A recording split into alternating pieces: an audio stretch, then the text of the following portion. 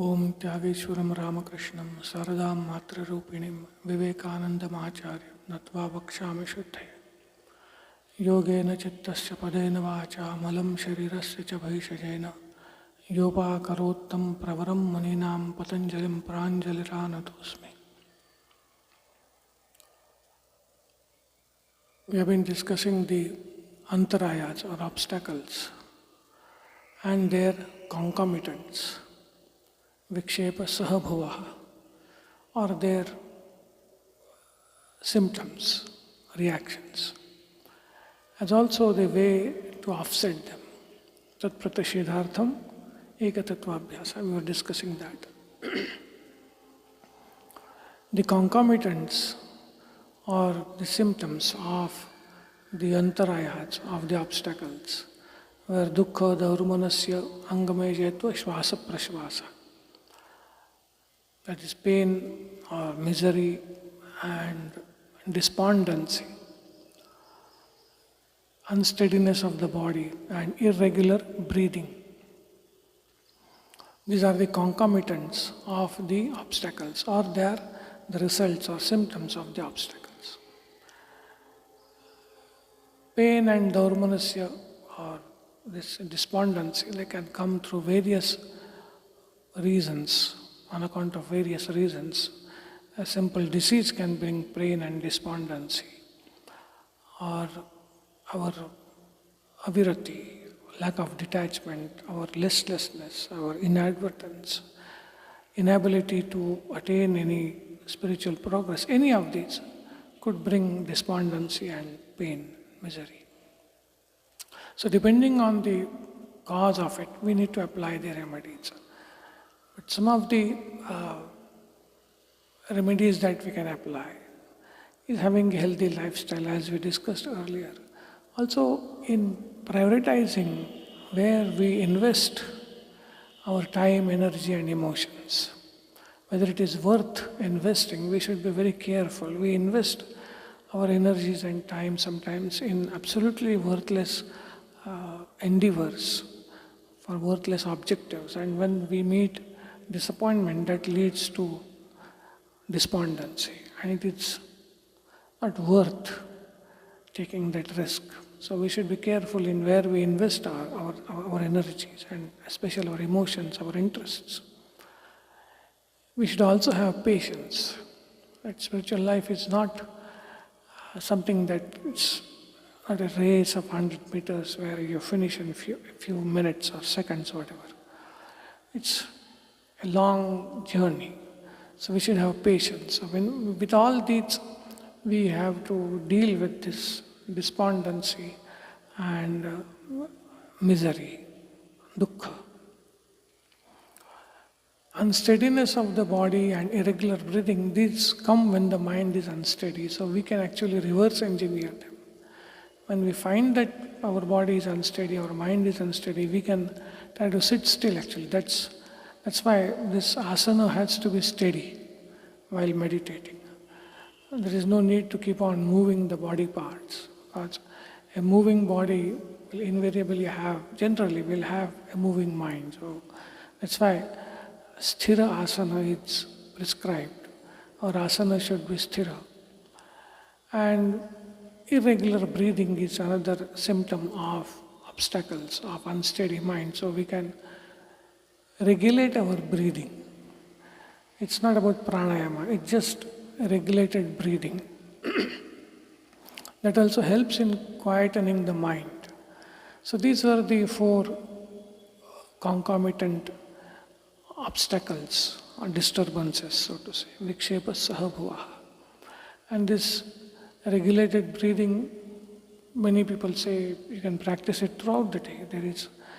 You have to be careful as to how your breathing is going on, and then that becomes an aid actually to keep a watch on ourselves. So regulated breathing, steady body, not being cautious or being careful that we are not unnecessarily moving body parts. That's also a practice which, so to say, makes us aware of what is happening within ourselves. So these are the vikshepa sahabhuvas and how we can handle them. The remedy for these, apart from what we already discussed, which Patanjali gives a remedy, when he says tat pratishedhartham ekatattva abhyasa. To offset these or to overcome these, we have to practice single principle, or we have to undertake practice of single principle, ekatattva abhyasa. And this practice, we saw a couple of explanations we saw in our last class. One explanation of this ekatattva abhyasa was simple ishtanishtha, that is devotion to a single chosen ideal. Especially those who are initiated, and those who are not, they can also have a chosen ideal. And all our emotions should be concentrated around that ideal. So this, so to say, gives more force and depth to our emotions than scattering it in multiple forms of God, so to say. A chosen ideal is a form of God. So we invest all our emotions in one form of God that gives it depth instead of scattering it in multiple forms. And that doesn't make one fanatic. A true devotee, a devotee of Rama will see that Rama has become everything. Rama has become Shiva, Vishnu, Krishna, whatever. So he or she will show proper respect to all other deities, knowing them to be forms of his or her chosen deity. So there is no bigotry or fanaticism in Ishtanishtha.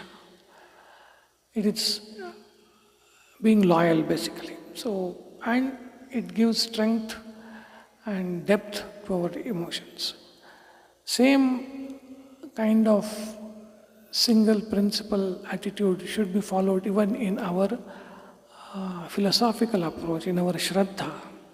So what kind of philosophy we believe in, where does our faith lie? It should be in one principle, it should be in one truth. We can't believe in all philosophies simultaneously as absolutely true and keep following them one after another. Sri Ramakrishna did it, but he followed one path, achieved success, and then followed the next path. So we can't be following multiple paths without reaching end of either of them. So we should be very, so to say, devoted and loyal to one philosophy, one spiritual path. Again, it doesn't mean we disregard others or say that others are wrong, no. But for us, this is the path. We should have that conviction that this is the truth I believe in, and this is the way to reach that truth. And this is for me. There could be other facets of truth and other ways to approach the same truth for others. Godspeed unto them. But for me, this is what it is. We should also be open to inculcate certain practices from other paths. There is no harm in that. Because each path will prescribe certain practices. Certain practices may not be prescribed in that path. Those could be helpful for us. There are many Vedantins or even Bhaktas who accept these yogic practices that are being mentioned in Raja Yoga. They accept the sadhana, but they don't accept the siddhanta, the philosophical conclusions of yogic philosophy. But they accept the sadhana, not the siddhanta. So like that, yes, definitely we can accept the sadhanas, the techniques, the certain practices from other philosophical schools, other spiritual paths. But our main shraddha, the truth that we believe in, the path that we want to lead should be one. That's also ekatattva abhyasa. There is one interpretation of this ekatattva abhyasa. The other was, which some of the commentators have said, that is a meditation. Meditation on a single principle, ekatattva abhyasa. That principle could be Ishvara, it could be the sense of I, could be anything. So, a deep meditation on single principle. This is different from pranidhana that we had discussed earlier. Pranidhana, in that there are many thoughts. There is a thought about the many qualities of Ishvara, and there is kind of a prayerful attitude seeking Ishvara's grace and all that. So that doesn't make it a ekatattva abhyasa. Ekatattva abhyasa is when all these collates and form, so to say, one vritti.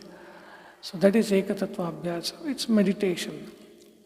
That is another interpretation of this practice called ekatattva abhyasa.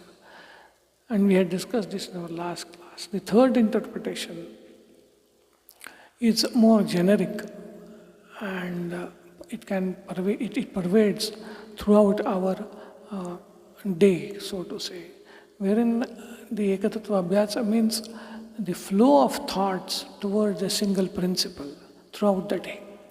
Try to maintain a flow of thought towards single principle throughout the day, wherein we do different things at different times. We engage in different activities at different times. But there is an undercurrent, and the purpose of all those activities is a single principle. The example given is a mother, she engages in many activities for the sake of the child. She will cook, she will bathe the child, she will stitch clothes and so many things. But the purpose is only one, that is to make the child comfortable and happy. So the activities are different, but the flow of thought is towards a single entity. So also, that is another way of interpreting this ekatattva abhyasa.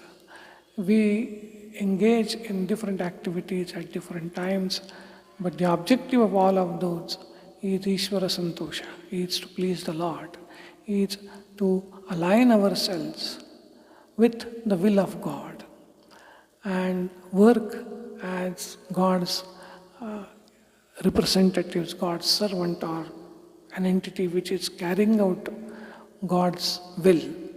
So these will come through stages, or simple working as God's servants.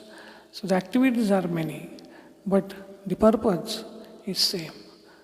So that becomes another form of ekatattva abhyasa. And this is used tat pratishedhartam, that is in order to overcome the obstacles.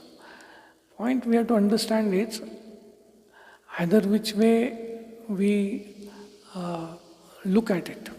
As ekatattva abhyasa, you take it as ishtanishta, you take it as meditation, you take it as flow of a single thought towards a single principle, or flow of thought towards a single principle.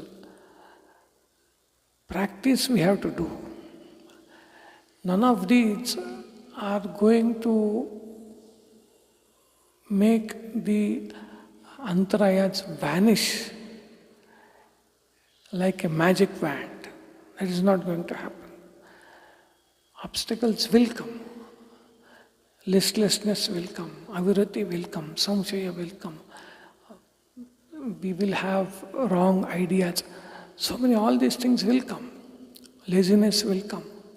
Obstacles are not going to not come. But this ekatattva abhyasa, and also what we discussed while we were discussing those antarayas, whatever we can do, which is in the realm of self-effort, we get something to fight these obstacles and overcome them. So these practices, they do not make the obstacles vanish without a fight. That's not the case. But these practices of ekatattva abhyasa and others which we discussed earlier, they give us some weapons to fight the antarayas, to fight the obstacles which will come, and we can overcome them. And finally, Ishvara Pranidhana, that is the grace of God. That will finally eliminate these obstacles. But whatever Vyasa has told, ekatattva abhyasa, and whatever other practices we have discussed, like having a healthy lifestyle, very judiciously investing our emotions, having a watchfulness over our mental activities, or having faith and all that, All those things, these are weapons that we get, tools to fight the obstacles which will come. So finally, it is the practice and struggle against these obstacles. But in the lack of these tools, we will just surrender. So He has given us the tools. These are the tools with which we can fight. He doesn't say that if we have these tools, the obstacles will just vanish. They are not going to vanish. We have to fight them. We have to struggle against them. But we at least have these tools. So with these tools, we so to say, fight against these obstacles. We try to overcome these obstacles. And then by grace of God, these will be overcome. So this is about the obstacles, and Patanjali's remedy, so to say. He has given one remedy called Ekatattva Abhyasa. A similar subject, somewhat similar, he takes up in the next sutra, wherein he also introduces another term which is related to what we have been discussing. The sutra is Maitri Karuna Muditopekshanam Sukhadukha Punya Papa Vishayanam Bhavanatas Chitta Prasadanam. That is the sutra. Maitri Karuna Muditopekshanam Sukhadukha Punya Vishayanam Bhavanatas Chitta Prasadanam. We get, or one gets, a yogi gets Chitta Prasadanam. Prasadanam is tranquility. Yogi gets Chitta Prasadanam, tranquility of the mind. How does yogi get? He says Bhavanataha, from having certain thoughts or certain attitudes. So he's saying, if you have certain attitudes, if you cultivate certain attitudes, you will have tranquility of the mind. What are those attitudes? Maitri, Karuna, Mudita, Upeksha. These are the three. These are the four attitudes, so to say. Maitri is friendliness or appreciation, whatever you call it. Karuna is compassion. Mudita is rejoicing. And Upeksha is, so to say, unconcern, cancelling out. These four attitudes, development of these four attitudes will give tranquility of mind. You develop appreciation, friendliness, compassion, or so to say, rejoicing, and this upeksha, which is unconcerned, so to say. If we develop these four, we will have chitta prasadanam, tranquility of the mind. And then he is going to give four kinds of persons towards whom these four kinds of attitudes are to be developed. We can't have upeksha, unconcern, towards everyone. We cannot have friendship, maitri towards everyone. There is no need to have compassion towards everyone. So these four attitudes are to be developed, are to be targeted at specific audiences, at specific groups of people. That group he mentions in the second part of this sutra, where he says, Sukhadukha Punya Vishayana. These are the four types of beings, so to say. Here he has mentioned the dharmas, or the qualities. Sukha, happiness, dukkha, misery. Punya is virtue, apunya is vice. He has mentioned the qualities actually.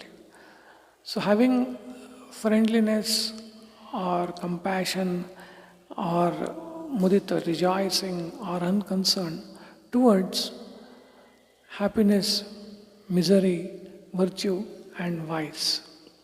Developing that kind of attitudes towards these kind of beings actually will give chitta prasadanam. As I said, the sutra mentions the dharmas, the qualities.